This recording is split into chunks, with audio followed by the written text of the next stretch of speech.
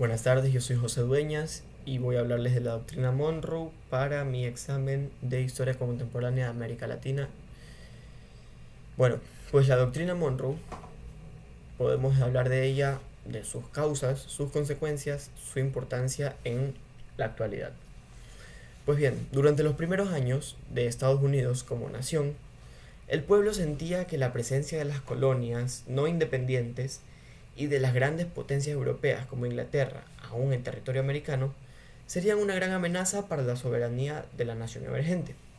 Es por ello que en 1823, durante el mandato del quinto presidente James Monroe, se creó una doctrina que acompañaría hasta el día de hoy al pueblo norteamericano.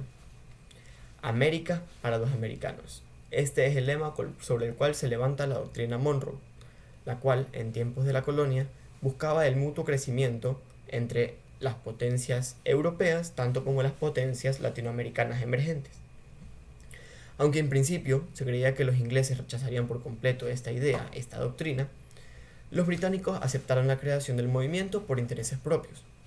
Debemos recordar que un punto clave dentro del inicio de la doctrina Monroe es que la liberación iba a ser para toda América, es decir, desde Canadá hasta el sur. Es así como los británicos vieron esto y lo tomaron como algo bueno para ellos, ya que como en esa época América estaba controlada por España y por Portugal, si ellos deseaban hacer negocios con América Latina, tendrían que pagar impuestos a sus grandes rivales como España, Portugal o Francia. Esto lo indica el doctor en Derecho Guido Grados. Es así como los británicos decidieron adoptar esta doctrina en beneficio de ellos y evitar impuestos hacia la corona borbona. Es por ello que podemos anunciar que esto es un antecedente de la doctrina Monroe. Otro antecedente para la creación e implementación de la doctrina fue que Estados Unidos, al ser un país naciente y Latinoamérica también ser un conjunto de estados nacientes, ambos se veían débiles para enfrentar a las grandes potencias. Aún así, Estados Unidos tenía la idea de que Latinoamérica sería un potencial aliado en caso de cualquier intervención.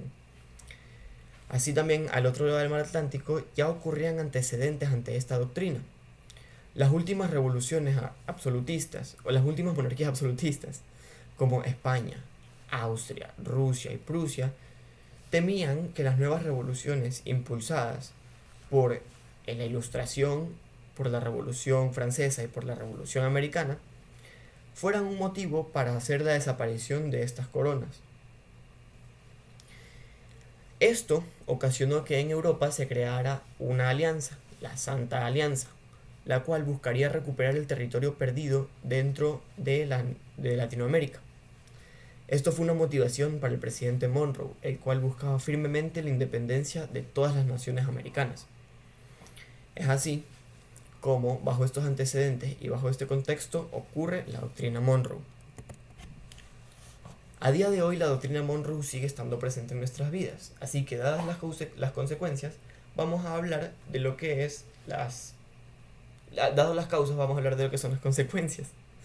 Entonces, esto lo podemos separar en corto y largo plazo, ya que considero personalmente que el a largo plazo aplica hasta a día de hoy. A corto plazo podemos hablar de que la nación latinoamericana fue consolidada como una potencia mundial. Esto sucedió a mediados del siglo XIX, más tuvo un crecimiento exponencial en el siglo XX, luego de las dos guerras, donde salió ganador gracias a el conjunto bélico y a su buena administración económica. Estados Unidos se consolidó como la primera potencia mundial, junto a lo que ahora se conoce como Rusia o fue la Unión Soviética. Gracias a esta gran cantidad de poder y el miedo al comunismo, Estados Unidos empezó a intervenir en asuntos de otras naciones, como lo hizo en Vietnam, lo hizo en Corea y en demás países del Medio Oriente. Aunque antes se creía que la doctrina Monroe buscaba abrazar al Estado latinoamericano, podemos ver que no fue así. En el siglo XX Estados Unidos invadió países como Cuba, Nicaragua y otros. Esto es un punto muy importante de recalcar, ya que muestra el cambio de paradigma que tuvo la doctrina Monroe de pasar a ser una doctrina que abrazaba a todas las naciones a ser una doctrina que pisaba a las demás naciones con el fin de crecer en Estados Unidos. Aunque pensamos que esto afectó únicamente a el Caribe, el centro y el sur, debemos recordar que Norteamérica no es solo Estados Unidos, sino que también es Canadá y México. Este último se puede considerar que fue el primero en reconocer lo que era el cambio de la doctrina Monroe. De acuerdo con el historiador mexicano de origen ruso, Gabriel Bulgakov, México fue la primera nación latinoamericana en ser atacada por la doctrina Monroe. Para el siglo XVIII, el virreinato de Nueva España, actualmente México, era la potencia número uno en América. Tenía muchísimo poder adquisitivo, tierras muy ricas en recursos y todo lo necesario para quedarse arriba. Mas, no obstante, gracias a la Revolución Mexicana, estos recursos se perdieron. Entonces quedó una México muy debilitada, por lo que Estados Unidos en el siglo XIX decide atacar a México, quitándole zonas importantes como Texas, Nuevo México y California. El movimiento fue justificado como una abolición a las colonias españolas, ya que luego de la independencia de México, muchos colonos españoles decidieron quedarse, moviéndose hacia el sur, es decir, hacia Texas, hacia Baja California, hacia Nuevo México y todas estas zonas que hay entre el sur de Estados Unidos y el norte de México. Con el fin de erradicar completamente a la colonia española de dichas tierras, Estados Unidos pensó, y lo logró, tomarlas bajo su control sin importar que éstas ya pertenecieran a la nación mexicana. Porque recordemos, América para los americanos.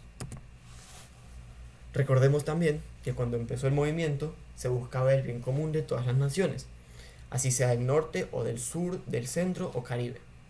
Aún así, con el pasar de los años y mandatos presidenciales, dicha doctrina fue tergiversándose hasta volverse un motivo para interferir en asuntos internacionales de América y de todo el mundo. Como ejemplo, en Latinoamérica tenemos la llamada Operación Cóndor. Como parte de la toma de poder de los Estados Unidos, empezó a intervenir en las naciones, ya que provocaba un temor que los latinoamericanos tengan relaciones con los de la Unión Soviética. Es así como durante los años 60 y 80 la doctrina Monroe se basó en separar las relaciones de América con el comunismo soviético, mediante la infusión de miedo y rechazo hacia la ideología. Pero esta sorpresa fue grande para el gobierno americano, ya que ellos no esperaban lo que iba a suceder. Esto solo provocó más rechazo a los gobiernos impuestos por los Estados Unidos, es decir, las dictaduras. Lo podemos ver en Argentina, Chile, en Ecuador o en Brasil. Todo esto fue un gran rechazo hacia las naciones latinas. Como dato adicional, el rock latino, la nueva música chilena, fueron dos géneros muy aclamados durante la época. Y esto fue porque rechazaban totalmente estas dictaduras, rechazaban la doctrina Monroe. Estos eran cantos en descontento de la nación hacia dichos mandatos. De ello podemos sacar bandas muy importantes como lo fueron Los Prisioneros, cantantes como Víctor Jara, León Gieco, Violeta Parras. Todo esto fue una gran contribución al rechazo de la doctrina Monroe en América Latina. Y bueno, la intervención de América Latina no fue solamente en países internos, es decir, aquí dentro, sino que también fue en grandes potencias externas. La Unión Soviética, China y naciones europeas perdieron aliados latinoamericanos durante los años donde tuvo más fuerza la Operación Cóndor, ya que se había pensado que, como en un principio la doctrina buscaba liberarse de la dependencia europea, esto se vería afectado si es que las relaciones fueran en beneficio de ambas partes, pero no de Estados Unidos. Como podemos ver, la doctrina se transformó hasta el punto de dejar de ser un movimiento liberador, a ser una opresión para los pueblos nacientes, un movimiento que nació para dar independencia, soberanía y dignidad a las naciones, ahora se convierte en un movimiento que oprime a todo el que se oponga a los intereses estadounidenses. América para los americanos, se dijo en su momento, cuando era verdaderamente América para los estadounidenses. Este tema fue elegido por mí ya que considero que es muy interesante que la aplicación de una doctrina hace 200 años tenga aún repercusión en cada movimiento político que se realiza dentro de Latinoamérica.